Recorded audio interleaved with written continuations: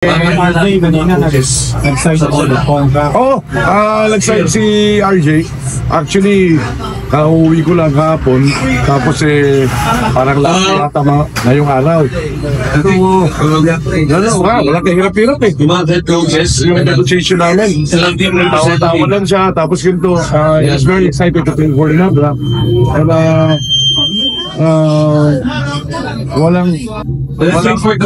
Hindi ako nahihirapan dahil hindi English eh. Tagalog lang usapan namin. Napakabilis kami sa bata. Iglalaro niya siya sa Macau. Yeah. They're gonna be on the 31st. So, babiyahe sila tomorrow. And then, makita namin siya din. He's very excited.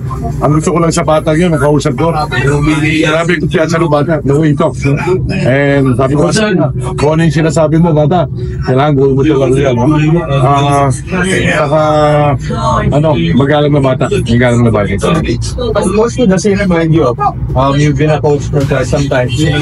Sa kanya. Yes. The way he plays, The way he talks, even. Last question. yung pagkakumpiyansa niya. Siya palang nakita kong gano'n, pero yung sabi niya, Dede, kaya natin yung gano'n, parang si L.A. Tenorio. Yung kumpiyansa, yung way, yung vision niya kung ano mangyayari sa team, parang si L.A. Pero gano'n po kalaking bagay na gano'n pa rin kabata, gano'n na siya kalintado, nakuha na sinabi. Siguro sa daming experience niya na pinaglaruan no? Medyo angat-angat siya. Angat-angat sa sa larong laban. No? Okay lang. Sal, yun nga, kanina napirmahan na si RJ, parang alam naman natin may mga bagong pieces na dumarating sa Ginebra. How are you liking yung binubuo nyo ngayon with the team? Baga sa OT yan, pag bagong kotse mo, masarap eh.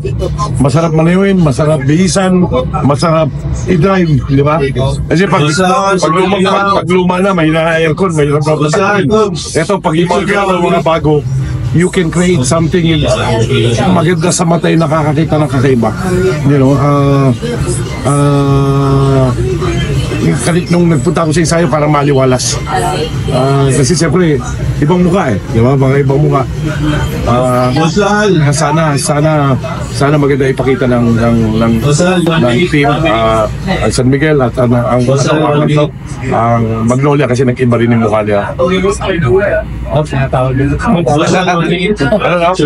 Ayoko.